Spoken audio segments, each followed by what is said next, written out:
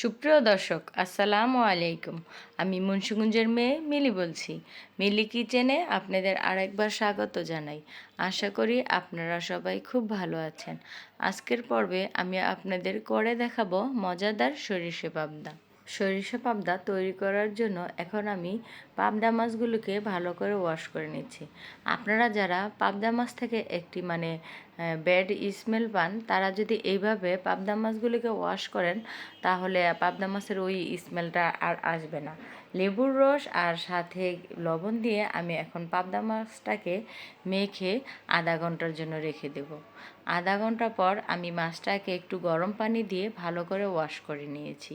এখন আমি মাছটা লবণ, হলুদ এবং সামান্য পরিমাণে মরিচের গুঁড়ি দিয়ে আমি মাছটাকে ভালো করে ম্যারিনেট করে নিচ্ছি। পাবদা মাছগুলো ম্যারিনেট করার সময় আমি এখানে হাফ চা চামচের মতো সরিষার তেল দিয়েছিলাম। আপনারা অবশ্যই হাফ চা চামচ পরিমাণ সরিষার তেল ব্যবহার করবেন। এখন চুলায় একটি প্যান বসিয়ে দিচ্ছি। প্যানে এখন আমি দিয়ে দেব পরিমাণ মতো সাদা তেল। আপনারা চাইলে এই রান্নাটি সরিষার তেল দিয়েও করতে পারেন। দিয়ে দিচ্ছি সামান্য পরিমাণে লবণ। এখন আমি লবণটা তেলে একটু ভালো করে নাড়াচাড়া করে নিচ্ছি। তাহলে কি হয়, মাছটা যখন ভাজবো তখন মাছটা নিচের দিক থেকে লেগে যাবে না। তেল গরম হয়ে আসলে এখানে ভাজার জন্য মাছগুলো দিয়ে দিচ্ছি। এখন মাছগুলো আমি ভেজে নেব। পাবদা মাছগুলো কিন্তু ফোটে সাধারণত, তাই খুব সাবধানে তেলে পাবদা মাছ দিতে হবে এবং দিয়ে সাথে সাথে ঢাকা দিয়ে রেখে দিতে হবে।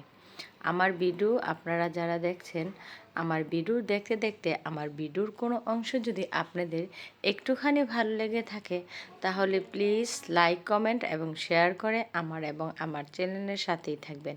আর যদি আপনাদের একটু বেশি ভালো লেগে থাকে তাহলে প্লিজ সাবস্ক্রাইব করে আমার চ্যানেলের সাথেই থাকবেন। এখন ঠিক একইভাবে আমি এখানে সবগুলো পাবদা মাছ ভেজে নিচ্ছি। পাবদা মাছ কিন্তু ভাজার সময় খুব ফোটে, তাই খুব সাবধানে পাবদা মাছগুলো ভেজে নিতে হবে। আর মাছগুলো কিন্তু খুব কড়া করে ভাজা যাবে না, একটু হালকা ভাজা দিলেই হবে। পাবদা মাছগুলো কিন্তু একটু পাতলা টাইপের হয়, তাই এটা খুব কড়া করে ভাজলে মাছটা খেতে ভালো লাগবে না, মাছটা থেকে জুসি জুসি একটা ভাব আসবে না। এখন আমি একইভাবে সবগুলো মাছ ভেজে নিচ্ছি।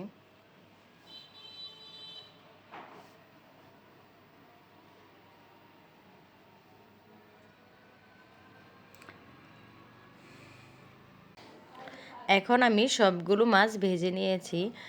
সরিষা পাবদা রান্নার জন্য এখানে আমি শিলপাটায় বেটে নিয়েছি হাফ কাপের মতন সরিষা, আর আমি নিয়েছি কাঁচা জিরা আর কাঁচামরিচ আমি একসাথে বেটে নিয়েছি, আর নিয়েছি কাঁচা ধনিয়া। সরিষা পাবদা রান্নার জন্য অবশ্যই কিন্তু এই মশলাগুলো প্রয়োজন। এখন আমি ওই তেলে দিয়ে দিচ্ছি আরও সামান্য পরিমাণে সয়াবিন তেল। দিয়ে দিলাম 2টি তেজপাতা, সাথে দিয়ে দিচ্ছি 2টি শুকনো মরিচ। এখন আমি এখানে দিয়ে দিচ্ছি পরিমাণ মতো পেঁয়াজ কুচি। আমি প্রায় হাফ কাপের মতো পেঁয়াজ কুচি দিয়েছি। এখন পেঁয়াজ কুচিটাকে আমি খুব সুন্দর করে ভেজে নেব। খুব সুন্দর করে একটি লাইট গোল্ডেন কালার আসা পর্যন্ত আমি পেঁয়াজটাকে ভেজে নেব। এখন এখানে আমি দিয়ে দিচ্ছি 2 চা চামচ পরিমাণে আদা রসুনের পেস্ট। আদা রসুনের পেস্টটা এখন আমি তেলে ভেজে নেব। আদা রসুনের পেস্টটা তেলে ভেজে নিলে হয় কি, তাহলে খুব সুন্দর একটি স্মেল আসে। আদা রসুনের পেস্ট ভাজা হয়ে গেলে এখানে দিয়ে দিতে হবে জিরা বাটা, ধনিয়া বাটা এবং কাঁচামরিচ বাটা। এখন আমি জিরা বাটা, আদা রসুন এবং কাঁচামরিচ বাটাগুলা তেলে দিয়ে এখন আমি মশলাগুলো একটু ভালো করে নাড়াচাড়া করে ভেজে নিচ্ছি। এ পর্যায়ে মশলাগুলো কষানোর জন্য দিয়ে দিচ্ছি হাফ কাপ পরিমাণে গরম পানি। দিয়ে দিচ্ছি এখানে স্বাদ মতো লবণ। এখন আমি সম্পূর্ণ মশলাগুলোকে 5-6 মিনিটের মতো ভালো করে কষিয়ে নেব।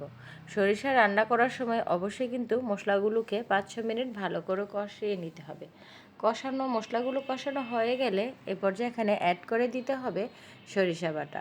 মশলা থেকে যখন তেলটা উপর দিকে বেশি উঠবে তখন এখানে কিন্তু সরিষা বাটাটা দিয়ে দিতে হবে। এখন আমি ভালো করে নাড়াচাড়া করে মশলার সাথে সরিষা বাটাটা মিশিয়ে নিচ্ছি। সরিষাটা কষানোর সময় এখানে দিয়ে দিতে হবে 1/2 কাপ পরিমাণে গরম পানি। এখন আমি সম্পূর্ণ মশলাগুলোকে একসাথে ভালো করে 5-6 মিনিটের মতো একটু কষিয়ে নেব।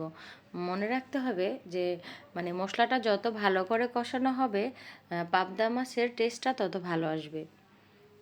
এই পর্যায়ে ধৈর্য ধরে আমি মশলাটা 5-6 মিনিটের মতো কষিয়ে নিয়েছি। এখন আমি এই কষানোর গ্রেভিতে দিয়ে দিচ্ছি আমার আগে থেকে ভেজে রাখা পাবদা মাছগুলো। পাবদা মাছগুলো দিয়ে আমি হালকা একটু নাড়াচাড়া করে নিচ্ছি। এখন পাবদা মাছগুলো কষানোর জন্য আমি উপর থেকে একটি ঢাকা দিয়ে দিচ্ছি।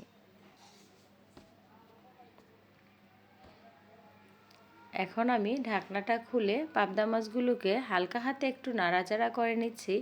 আর এখানে দিয়ে দিচ্ছি আমি পরিমাণ মতো গরম পানি।